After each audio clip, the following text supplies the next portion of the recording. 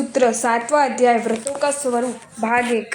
पिछले 6ठे अध्याय में आश्रम तत्व का विवेचन किया गया। उसमें बताया था कि शुभ पुण्य से शुभ योग पुण्य कर्म का बंध हेतु है तथा सादावेद्य कर्म के बंध हेतु में व्रति पर अनुकंपा और दान ये दोनों बताए गए, पर वहाँ सामान्य रूप से यही कहा गया है अथवा विशेष रूप से उनका स्पष्टीकरण इस अध्याय में किया जा रहा है।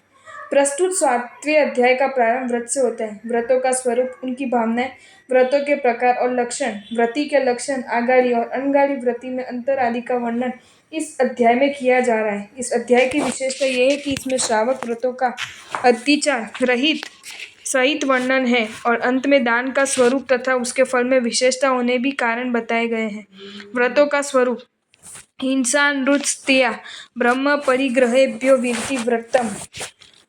सूत्रार्थ हिंसा, असत्य, चोरी, मैथुन और परिग्रह इन 5 पापों से विरक्त होना व्रत है।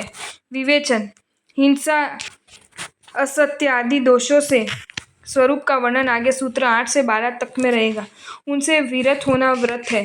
दोषों को समझकर उनके त्याग की प्रतिज्ञा करने के बाद पुनः उनका सेवन न करने का जो नियम लिया जाता है उसे व्रत कहते हैं। यहाँ यह करने योग्य है और ये नहीं करने योग्य, इस प्रकार का नियम करना व्रत है। व्रत के 2 पहलू हैं, निवृत्ति और प्रवृत्ति। इन दोनों के होने से ही व्रत पूर्ण होता है। सत्कार्य में प्रवृत्त होने का अर्थ है असत्कार्य से पहले निवृत्त हो जाना। यह अपने आप प्राप्त होता है। इसी प्रकार असत्कार्यों से निवृत्त होने का अर्थ है सत्कार्यों में मन, वचन और काया की प्रवृत्ति करना। यह भी स्वतः प्राप्त होता है। यद्यपि यहाँ स्पष्ट रूप से दोष निवृत्ति को ही व्रत कहा गया है, तथापि उसमें सत्प्रवृत्ति का अंश आ ही जाता है। इसलिए व्रत केवल निष्क्रियता नहीं है। इन 5 व्रतों में अहिंसा व्रत को प्रथम स्थान दिया गया है, क्योंकि वह सबसे मुख्य है। जैसे खेत में धान बोने पर उनकी रक्षा के लिए चारों ओर बाड़ लगा देते हैं, वैसे ही सत्य आदि 4 व्रत अहिंसा की रक्षा के लिए ही है। व्रत के भेद: देश सर्वोत्तोनु महत्ति, हिंसादि पापों से आंशिक रूप से विरक्त होना अनुव्रत और संपूर्ण रूप से विरक्त होना महाव्रत कहलाता है। विवेचन सूत्र में देश शब्द का अर्थ आंशिक या एक देश है और सर्व शब्द का अर्थ संपूर्ण या सकल है।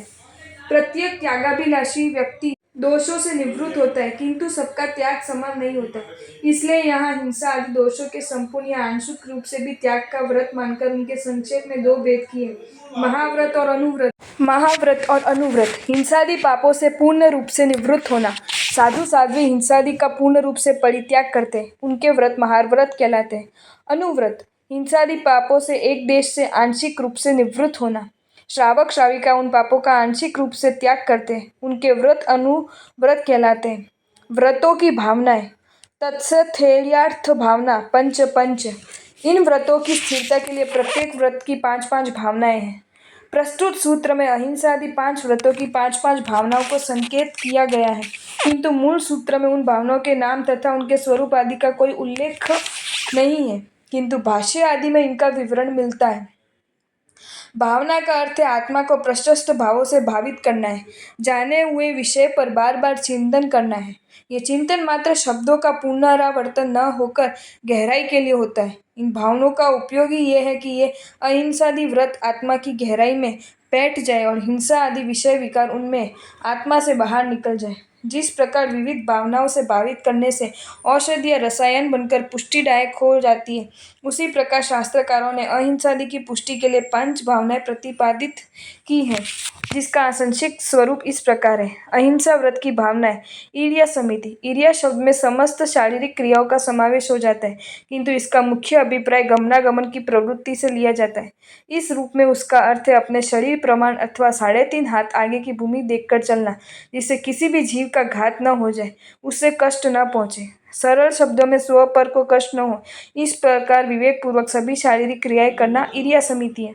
मनोगुप्ति: मन को अशुभ ध्यान से हटाकर शुभ ध्यान में लगाना मनोगुप्ति है, अर्थात आर्त्र ध्यान और रौद्र ध्यान का त्याग करके धर्म ध्यान में मन का उपयोग करना मनोगुप्ति है। ऐष्णा समिति: स्वाद लोलुपता रस पोषण को महत्व न देकर आहार पानी में 42 दोषों का त्याग कर निर्दोष पदार्थ स्वीकार करना ऐष्णा समिति है। आदर निक्षेपणा समिति: वस्त्र, पात्र, आसन आदि संयम के उपकरण तथा ज्ञान उपकरणों को उपयोग पूर्वक प्रमार्जना करके उठाना और रखना, जिससे किसी जीव की विराधना न हो, या आदर निक्षेपणा समिति भावना है। आलोकित पान भाजन, खाने पीने की वस्तु को भली भांति देखभाल कर लेना और बाद में भी देखभाल कर खाना पीना आलोकित पान भोजन है। सत्यव्रत की 5 भावनाएं। अनुविची भाषण, पाप रहित और शास्त्र में बताई मर्यादा सहित विचार पूर्वक वचन बोलने की भावना रखना अनुविति भाषण है। क्रोध, लोभ, भय, हास्य त्याग। क्रोध, लोभ, भय और हास्य का त्याग करना, जिससे इन चारों के आवेग में मुख से कोई असत्य वचन न निकल जाए। यही सत्यव्रत की स्थिरता हेतु 5 भावनाएं। अस्तेय अचौर्य व्रत की 5 भावनाएं। अनुविची अवग्रह याचना।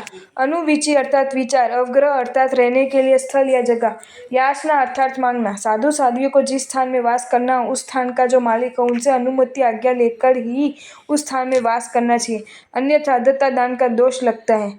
अभिक्षणावग्रह याचना। राजा, कुटुंबपति, शय्यातर की जिसकी भी जगह मांगकर ली गई हो, ऐसे साधर्मिक आदि अनेक प्रकार के स्वामी हो सकते हैं। उनमें से जिस जिस स्वामी से जो जो स्थान मांगने में विशेष औचित्य प्रतीत हो, उनसे वही स्थान मांगना तथा एक बार देने के बाद मालिक ने वापस ले लिया फिर भी रोग आदि के कारण विशेष आवश्यक होने पर उस स्वामी को इस प्रकार बार बार लेने की उसको क्लेश न हो, ये अभिक्षणावग्रह याचना है। अवग्रहावधारण।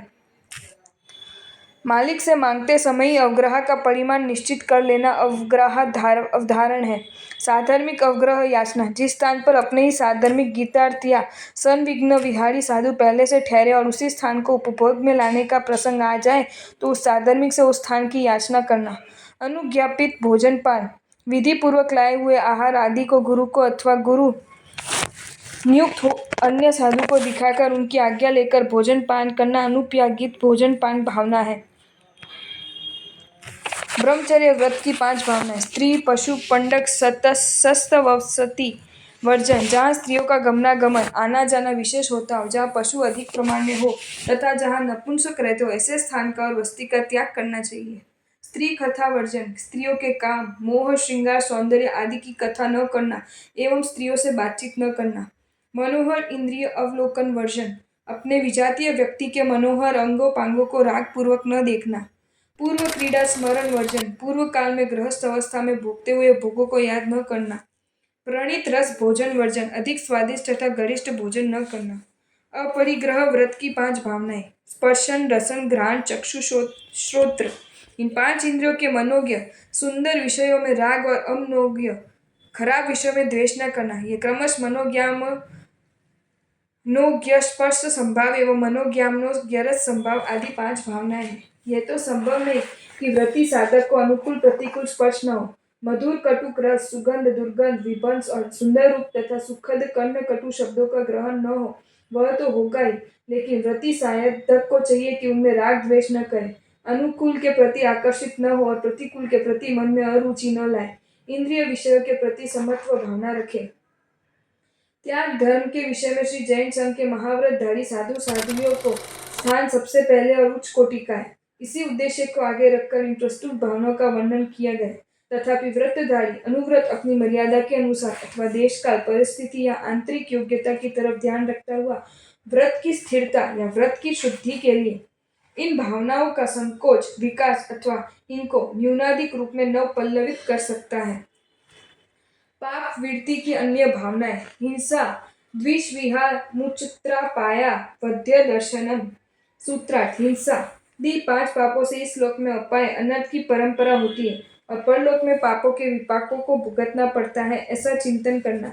विवेचन। प्रस्तुत सूत्र में हिंसा आदि पापों से वृत्ति के लिए किस प्रकार का चिंतन करना चाहिए, इस बात का निर्देश किया गया है। अपाय का अर्थ नुकसान है, अर्थात हिंसा आदि से इस भव में उद्विग्नता, वध, बंधन, अविश्वसनीयता, अप्रियता, वैर, शत्रुता, अपयश, भूख प्यास आदि अनेक प्रकार के नुकसान होते हैं।